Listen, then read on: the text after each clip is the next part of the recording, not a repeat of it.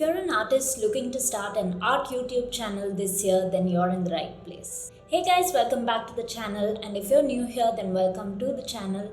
My name is Shivani and I'm an artist and entrepreneur based in Chennai, which is in the south of India. Hey, this is me from the future, just recording this small section of the video just a couple of days before the video is meant to go live. I just wanted to give you a bit of a disclaimer.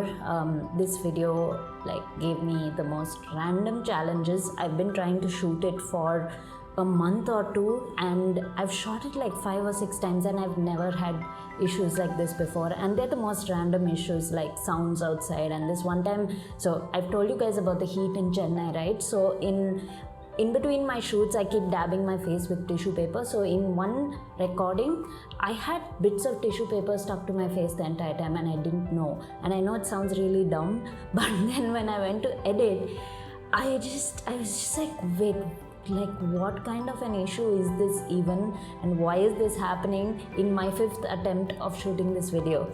Anyway, so I had to cut off that entire section of the video, and I reshot just the beginning of the video. And then when I reshot it, my mic, which is my primary audio recording device, didn't capture the audio for some reason, and I had to use my secondary device, which was my laptop, which happened to capture the audio, but then the quality of that audio is not so great. I tried to edit it to make it to the best I possibly could, and I could just wait another month and again reshoot this entire thing, but I really don't want to do that because I think the content is great and I just want to put the content out to you guys because I've been wanting to do this for a really long time. So I just wanted to give you a disclaimer. Basically, I know I'm rambling, but I just wanted to let you know that there may be discrepancies in the audio and video. I hope that's okay. I hope you guys don't mind that, and I know that you're going to find value in the content, so continue watching. Also, as a bonus towards the end of this video, I'm going to give you 5 content ideas that you could start creating right away, which could spark some ideas for you to get started with your channel, so make sure you stick around for that. On my channel, I teach you how to improve as a gouache artist and also as a creative business owner. I started my YouTube channel in January 2022, and it's been such a great ride so far. At the time of filming this, I'm at about 250 to 300 subscribers, and I've been consistently growing on my channel. Creating this channel was one of the best decisions I made for my journey as an artist, so I would love for many of you to take that plunge. So today I'm going to tell you a little bit about my learnings after doing this for the last 5 months consistently, and a few pointers for you to keep in mind if you're going to be starting your own channel as well. So my first point to share with you is decide what value you want to provide. For this, it's very important for you to treat your YouTube channel kind of like a business of its own or as a segment of your business. Think about your target audience just like you would when you're creating any sort of product or service, and think about who you want to serve. And then think about what kind of content you could create that would most benefit that audience of yours. So it's a combination of what the audience wants to learn from you and also what you're interested in and what you're going to enjoy creating for them. So there are many different formats for art YouTube channels. Some of them are more tutorial based content. So it's largely top down videos with tutorials on how to paint certain things or draw certain things. So that's one type of content. And then there are other YouTubers who maybe give you more of advice on, say, how to start your art career, how to get your art into galleries, those kind of content. So those are more talking head kind of content. And then you also have content that's more like studio vlogs, and I'm attaching some examples of some YouTubers I follow who fall into each of these categories so that you could gain some inspiration and see which you think would be best suited for yourself. And that brings me to my second point, which is explore before you niche down. So when you're listening to advice from various creators on how to start your YouTube channel and how to start any sort of content creation, you'll often run into the advice that says you need to niche down. My advice to you, especially as an artist, the kind of content we create is a lot more elaborate than just having a talking head video. If you're doing just the talking head, honestly, it's a lot easier and faster to create. So when I create a talking head video like this one, it takes me more time to script the video, of course, because I have to list out my points and things like that in advance. But the shooting is just maybe half an hour. I knock it out in half an hour, and the editing process is also a lot simpler. I'm just keeping the portions where I delivered properly. There are no ums and ahs, and that's about it. But when you do painting videos or any sort of tutorial top-down videos, there's a lot more editing required unless you're actually uploading it in its entirety. If you want to make it more digestible for your viewers, then there's a lot of chopping and trimming that goes on. So what ended up working out for me was a sort of blend between the two, and it fits in perfectly with the type of content that I want to create and the two topics that I'm very interested in. So the first is, of course, gouache painting videos, but I realized very early on that if I was only doing that and putting out content once every week, it's just way too overwhelming and it takes way too much of my time, and that's just something I'm not in a position to do right now.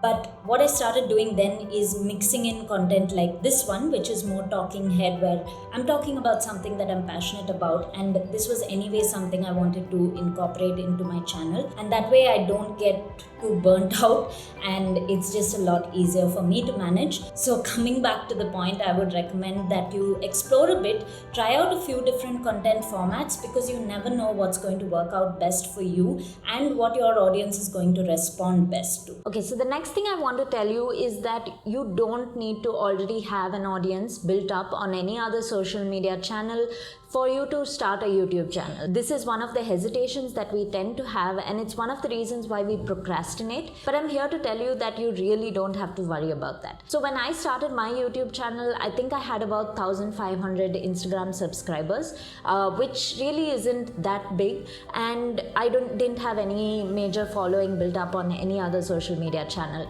But I went ahead and started my YouTube channel, and I've been able to grow it to 250 or 300 subscribers so far, and the channel is steadily growing. You can completely build up your YouTube audience from scratch, because YouTube works as a search engine. So as long as you're putting out meaningful content that makes sense for the audience that you're trying to attract, people will be searching for topics, and if you show up in those search results, you're going to get discovered. So you really don't need to worry.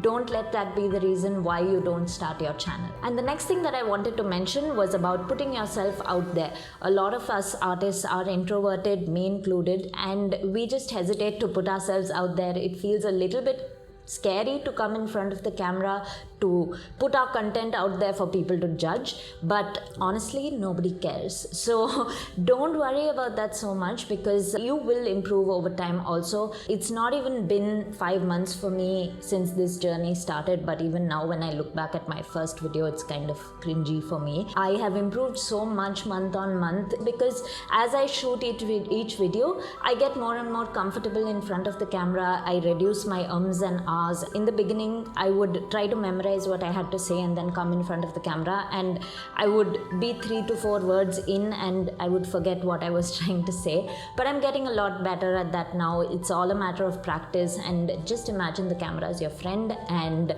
just talk how you would talk to your friend.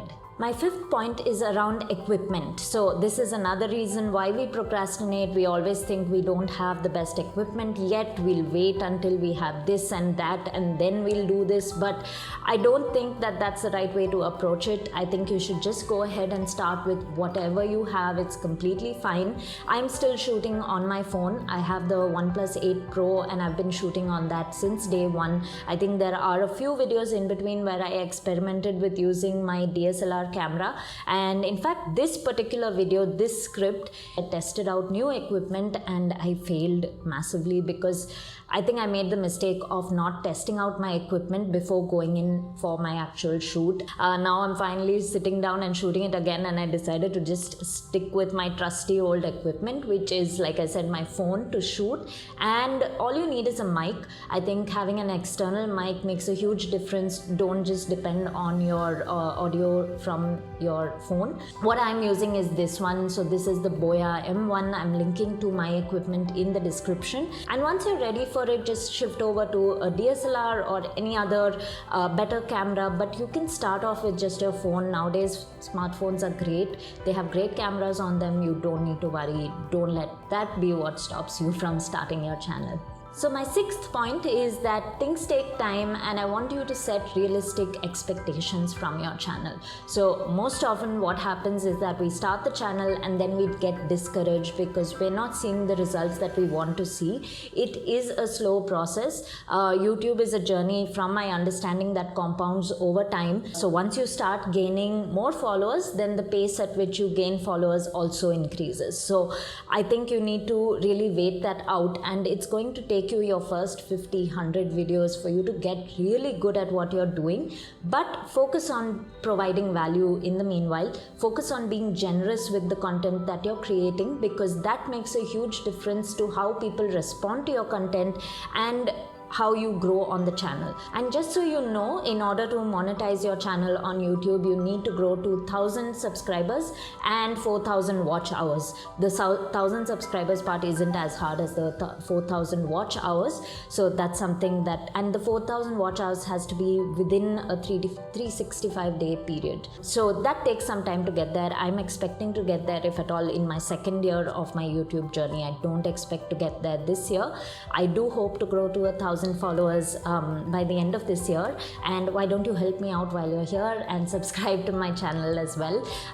But yeah, like I said, set realistic expectations and just do it for the fun of the process. Okay, so my final point is plan.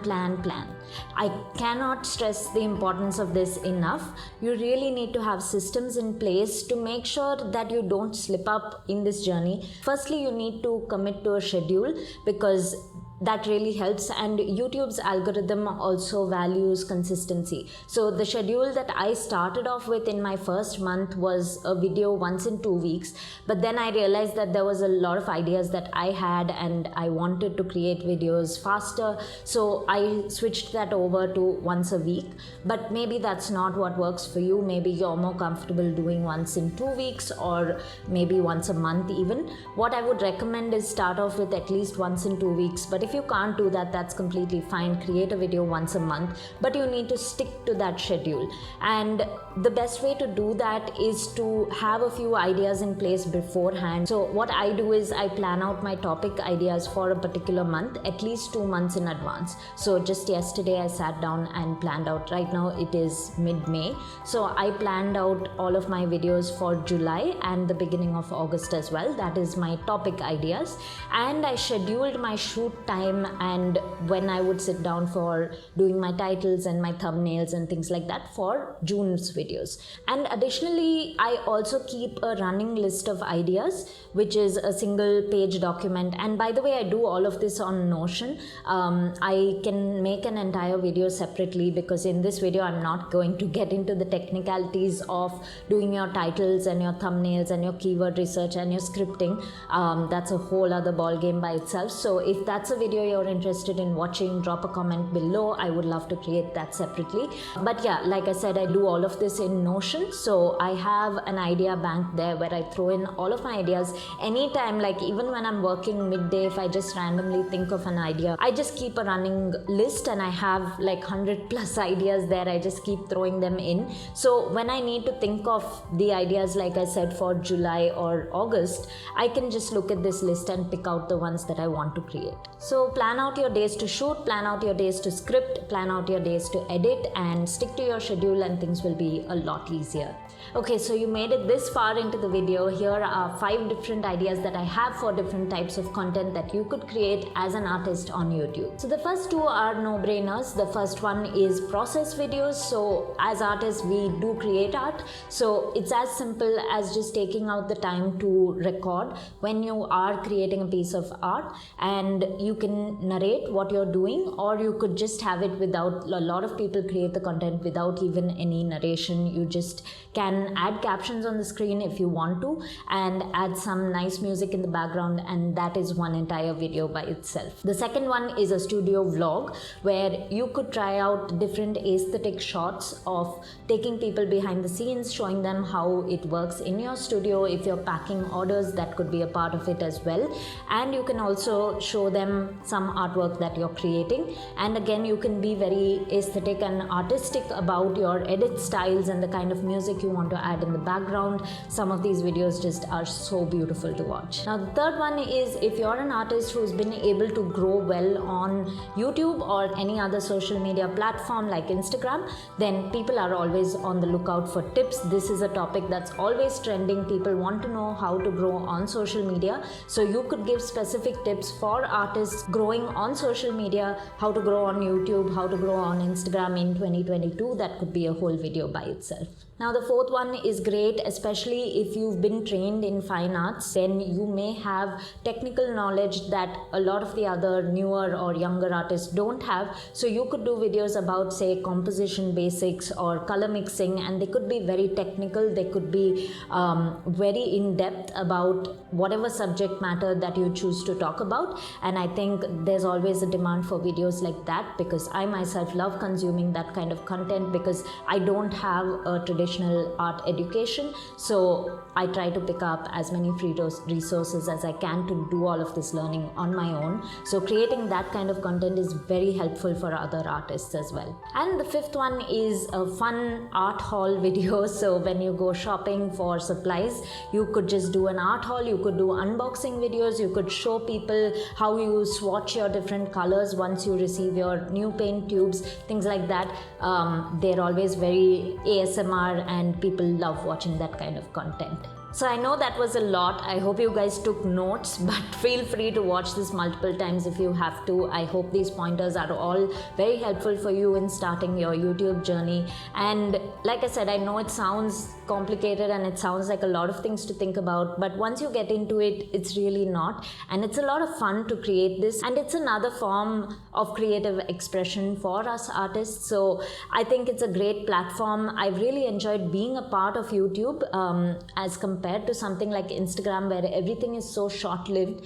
I love the longevity of YouTube content. I love that even after months, people discover my content on this platform, and I love the community aspect of it. I think I've been able to connect with a few different artists just by being a part of this platform, and that is so wonderful. So if you'd like to follow along on my journey and watch more content like this, don't forget to subscribe to my channel below. You can also follow me on Instagram, and I would highly recommend subscribing to my newsletter. I send out a newsletter every single week where I talk about all my challenges and my wins as a creative business owner, and there's a lot of information as well as useful tips in there for other creative entrepreneurs as well. So thank you so much for watching. I would love to know your number one takeaway from this video. Let me know in the comments, and I will see you guys in the next one. Bye.